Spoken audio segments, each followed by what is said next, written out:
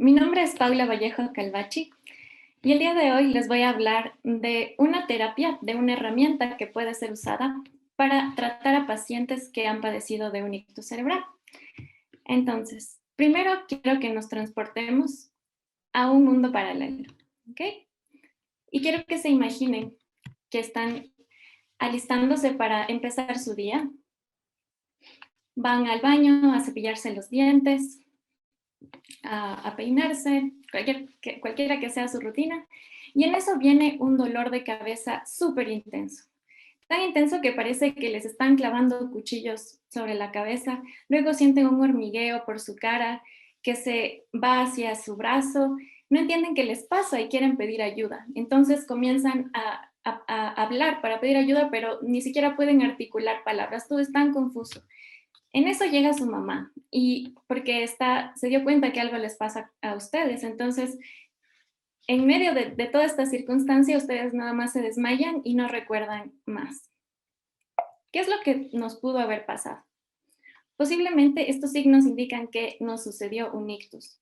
¿Qué es un ictus? Es un accidente cerebrovascular. Y esta es una enfermedad que causa daño neurológico a causa de una alteración en la irrigación que tiene el cerebro, en el flujo sanguíneo. Y puede suceder de varias formas. Una de ellas es por trombosis. En la trombosis hay una acumulación de grasa en un vaso sanguíneo del cerebro. Esta acumulación de grasa hace que se activen plaquetas, que el flujo sanguíneo sea turbulento y que se forme un trombo o un coágulo. Esto va últimamente a ocasionar que el vaso se obstruya, se ocluya y no va a permitir que la sangre siga fluyendo al cerebro donde es necesario.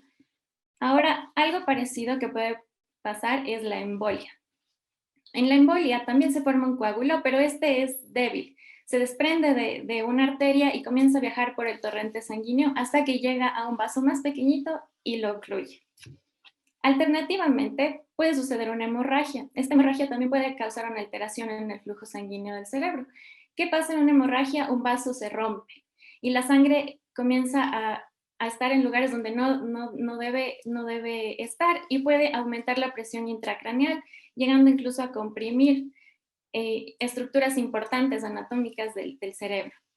Ahora aquí quiero mencionar que deberíamos evitar usar el término derrame cerebral porque mucha gente lo usa coloquialmente para referirse a un ictus, pero el término adecuado es accidente cerebrovascular o ictus para referirnos a esta enfermedad. En base a lo que les he dicho, tenemos dos tipos de ictus, tanto el isquémico, que representa el 80% de casos de ictus, que puede darse por trombosis o por embolia, como lo había mencionado, o el hemorrágico. En ambos casos, ¿qué sucede? El cerebro tenemos que acordarnos que es un órgano muy vulnerable a la falta de oxígeno y de nutrientes. Apenas le quitamos nosotros o alteramos este flujo sanguíneo en el cerebro, las neuronas van a morir, vamos a tener pérdida de conexiones entre ellas y esto puede afectar a muchas de nuestras funciones, de nuestros movimientos. Ya vamos a aprender cuáles. Entonces, hoy quiero que todos aprendamos algo que nos va a servir mucho, porque no es necesario que seamos un médico profesional para entender o darnos cuenta que alguien está desarrollando un ictus. Y quiero que se acuerden de su superhéroe favorito. En mi caso, ese es Thor. Entonces, la mnemotecnia es héroe. Y esta mnemotecnia nos va a decir los signos más frecuentes que puede presentar un paciente que desarrolle ictus. H, significa habla incoherente. Si es que el paciente, como nosotros, no podía articular palabras, entonces es posible que esté desarrollando un ictus. E es para extremidades. Si hay una debilidad o una parálisis en las extremidades, tanto superior como inferior, es un signo de que puede estar desarrollando un ictus también. R es para rostro. Asimismo, podemos ver una parálisis facial o que se desvía la comisura labial. Otro signo. O es para ojo. Si es que el paciente de repente no puede ver bien, hay ceguera o la mirada se desvía hacia un lado, puede también que sea un signo de ictus. Y finalmente, E es para emergencia. Aquí es muy importante que actuemos rápido, que llamemos al 911 o que transportemos al paciente directamente a una unidad médica, porque mientras más pronto nosotros actuemos, las consecuencias que el paciente tendrá después serán menos graves. ¿Sí? ¿Qué tan propensos somos nosotros a padecer un ictus? Hay varios factores. Unos modificables, por ejemplo, el estilo de vida. Si nosotros adoptamos un estilo de vida saludable, vamos a bajar nuestro riesgo de padecer un ictus. Puede ser el alcohol, dejar de fumar, evitar estos malos hábitos. Asimismo, tratar enfermedades como la diabetes, como la hipercolesterolemia. Si nosotros tenemos estas enfermedades o la hipertensión, tenemos estas enfermedades cuidadas, todo va a estar bien o vamos a menorar nuestro riesgo. Y los no modificables se refieren a la edad, gente que es mayor a 50 años puede que tenga un riesgo mayor a padecer un ictus, antecedentes familiares o incluso el género, como el género masculino, que es más vulnerable a esta enfermedad. Ahora vamos a recordar lo que nos pasó. Nuestra mamá resulta que sí sabía la mnemotecnia héroe, inmediatamente nos lleva al hospital. En el hospital, una vez que ustedes llegan para diagnosticar, el médico de emergencias y el neurólogo va a pedirles a evaluarles su clínica y va a pedir un estudio, puede ser de resonancia magnética o de tomografía, con el fin de saber si hay sangre o no, es decir, si es que el ictus es isquémico o hemorrágico y tratarlo adecuadamente. Ese es el tratamiento de emergencia. Ahora, después de cuando ya podamos regresar a casa, aquí vamos a tener varias secuelas. La clínica del ictus depende de la arteria afectada y del área que también fue comprometida por la falta de sangre. Uno de esos son los déficits motores, una de las secuelas más comunes. Puede ser que el paciente deje de tener un control sobre sus extremidades. Puede haber déficits tanto en la marcha como en el control de los brazos, por ejemplo. Puede haber afasia, que se refiere a problemas en el habla, dificultades para hablar o en el lenguaje. Otra puede ser disartria. La disartria es una dificultad en el control de los músculos de la boca, la lengua, la laringe.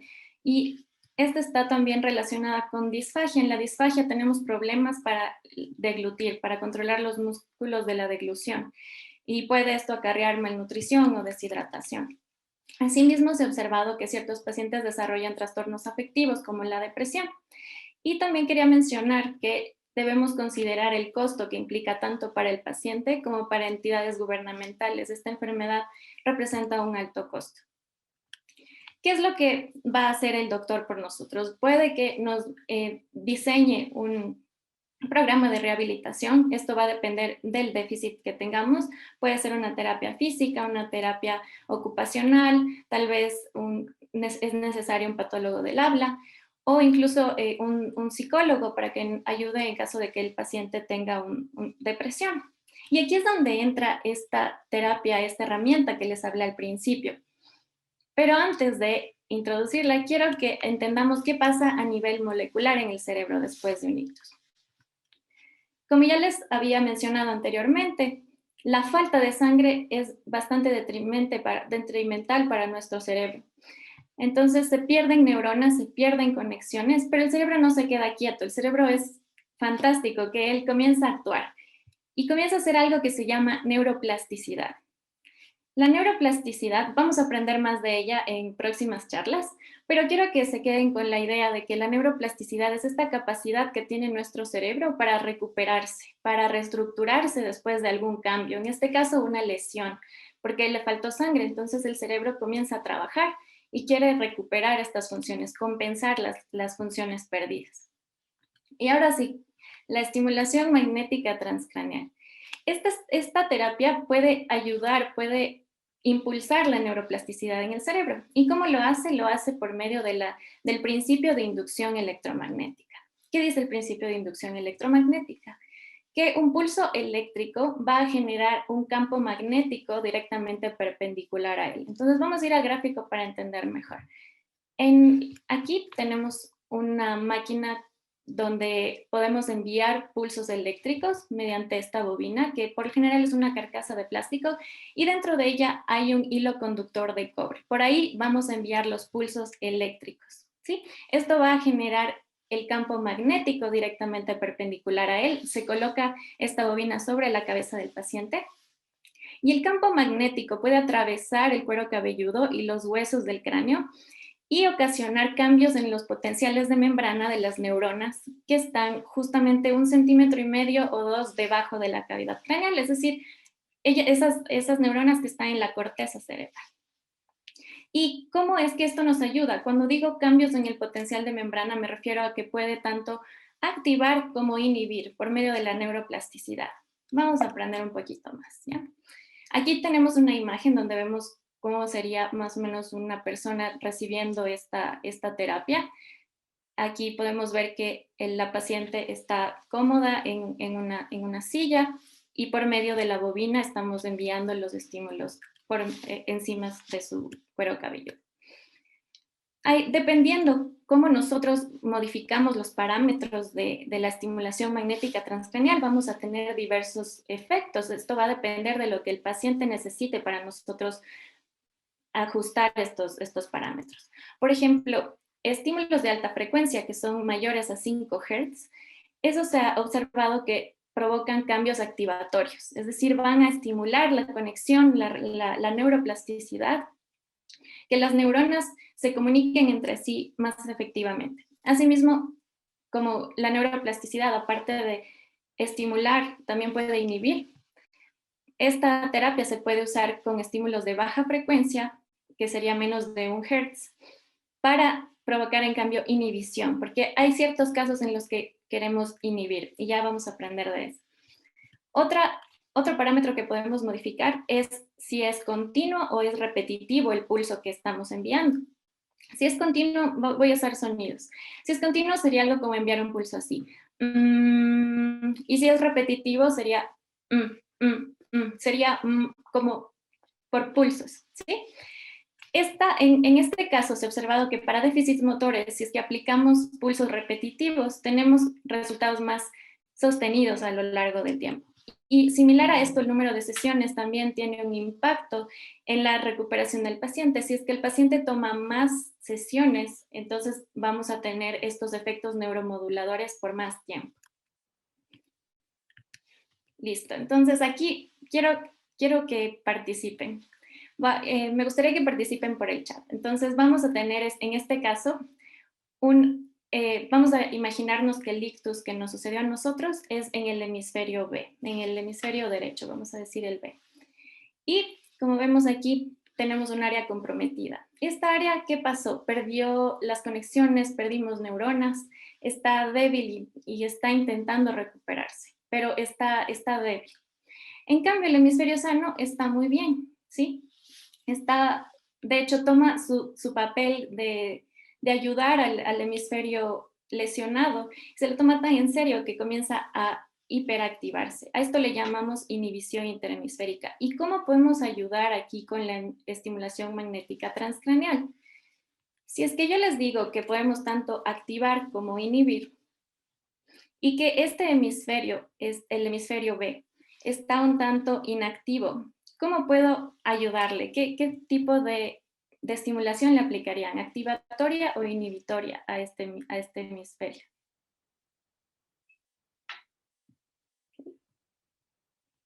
Activatoria. Exactamente, muy bien. Queremos ayudarle, ¿verdad? Queremos estimularle a este lado que está un tanto débil. Entonces aplicamos estímulos de alta frecuencia activatorios.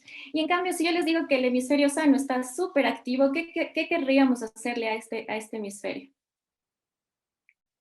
Perfecto, chévere. Inhibirle, exactamente. Entonces, de esta forma es como podemos utilizar la estimulación magnética transcraneal a nuestro favor, porque aquí lo que queremos es que el cerebro, encontrar un balance en esta activación de las neuronas y estimular la recuperación, porque cuando nosotros le estimulamos tanto al cerebro que está un tanto débil, que no puede estimularse, entonces estamos ayudándole, ¿verdad? A esto, perdón, un segundo. Como les había dicho, esta es la inhibición interhemisférica. Y este es uno de los casos en los que podemos usar la estimulación magnética transcraneal. Ahora, además, podemos usarla también para déficits motores. En los déficits motores podemos usarlo como una arma extra en el proceso de recuperación, no solo por una terapia ocupacional, una terapia física, sino incluir la estimulación magnética transcraneal. Y se ha observado en la literatura científica que tiene unos resultados más favorecedores para el paciente. Asimismo, en disfagia se ha observado que los pacientes que tienen esta terapia pueden controlar de mejor manera sus músculos implicados en el habla. En afasia, en disfagia, los músculos implicados en la deglución. En afasia, en este caso de afasia es particular porque el hemisferio izquierdo por lo general es el dominante para el lenguaje. Y en el hemisferio, si hay un ictus en el hemisferio izquierdo, por lo general se observan afasias. Entonces, con la estimulación magnética transcraneal lo que podemos hacer es estimular el hemisferio derecho, que normalmente no es el responsable o es dominante en el lenguaje, pero como entrenarle para que se convierta él ahora en el encargado de las funciones del lenguaje. En depresión post-ictus también se han observado resultados positivos y después de mi charla van a escuchar más a fondo de este caso. Ahora, en cuanto a los pros de esta terapia, tenemos que es segura. Es segura, como ustedes ven, el paciente no corre ningún riesgo, es indolora. Hay veces que los pacientes han reportado que tienen una cefalea o un dolor de cabeza, pero esto es tratable. Es incruenta, ¿qué quiere decir? Que no estamos usando un bisturí para invadir el cráneo del paciente y modificar algo dentro, no. Estamos usando el principio de la inducción electromagnética, entonces es incruenta, es indolora, tampoco se necesita sedarle al paciente ni aplicarle anestesia. Es por eso que no es invasiva y esto es una de sus ventajas más grandes de esta terapia. Es enfocada también, como ya les he comentado, podemos enfocar al área en que nosotros creemos que le va a servir más al paciente y puede hacer que el paciente recupere sus funciones en menor tiempo, que esto también es bastante importante. Esto nos asegura una recuperación eficaz y más rápida después, en el transcurso de la recuperación después de un ictus. En cuanto a los contras, uno de los mayores contras es el precio, porque todavía no es bastante caro, no es tan accesible, pero a largo plazo se espera de que va a menorar los costos de discapacidad por el hecho de que si aseguramos una recuperación más eficaz del paciente, estamos obviamente menorando los costos de que el paciente tiene que cubrir. En cuanto a limitaciones y expectativas al futuro. Limitaciones, pues tenemos que considerar que los científicos consideran que no es recomendable utilizarla en niños de menores de 2 años o en mujeres embarazadas. También se considera discreción y no se debe utilizar en personas que tengan dispositivos electrónicos como un marcapasos, por ejemplo. En personas que tienen epilepsia no controlada tampoco se la recomienda, pero no se ha observado que induzca a periodos de convulsiones, tal vez en personas con epilepsia, entonces por eso también se dice que es segura. Asimismo, hay una controversia en cuanto al protocolo, como yo les había mencionado antes. Se puede manejar o cambiar los parámetros de varias formas y los científicos todavía no llegan a un acuerdo de cuál es el protocolo perfecto para el paciente. Obviamente depende del paciente porque va a tener el déficit, va a depender de qué tipo de ictus, de cuál es su déficit, etc. Ahora, aunque la mayoría de estudios apuntan a que es una terapia que tiene respuestas o que da resultados favorecedores, también hay ciertos estudios donde se observa que no tiene resultado en los pacientes, que no hay un cambio significativo en los pacientes. Entonces, lo que se espera a futuro es que se haga más investigación, porque si bien sabemos que opera bajo la neuroplasticidad, queremos saber más a fondo cuáles son los mecanismos moleculares por los que actúa la estimulación magnética transcranial y así utilizarla de una manera más efectiva y que ayude a más pacientes. Ahora quiero preguntarles algo y a que alcen la mano. Si es que en este mundo paralelo el doctor les habla de esta herramienta, ¿ustedes la usarían dentro de su programa de rehabilitación? Alza la mano quien sí. Veo algunas manos alzadas. Sí, y la verdad es que yo también le daría una oportunidad a esta herramienta. Debemos considerar que a nivel mundial el ictus es una de las principales causas de es una de las principales causas de discapacidad permanente en el adulto. Entonces, si nosotros decimos que esta terapia de esta herramienta nos puede ayudar a recuperar nuestras funciones como eran antes de haber padecido un ictus, creo que vale la pena darle una oportunidad e investigarla más. E incluso es importante que consideremos que no es invasiva. No es invasiva y no representa ningún riesgo. El único contra sería, como les había dicho, es el costo, pero lo importante es que puede ayudar a que sea más eficaz el proceso de recuperación del paciente. Y como nosotros como médicos y futuros médicos, lo que nos preocupa es el bienestar de nuestro paciente, su salud. Y no solo de él, sino también de la familia. Ahora, antes de finalizar, quiero comentarles de mi experiencia con el grupo de investigación. La verdad es que ha sido una experiencia de crecimiento bastante importante en mi carrera. Eh, yo les debo confesar que antes era del equipo de las personas que decía, oh, no, investigar es muy difícil, o que no hay el apoyo y que en la América Latina es más difícil aún.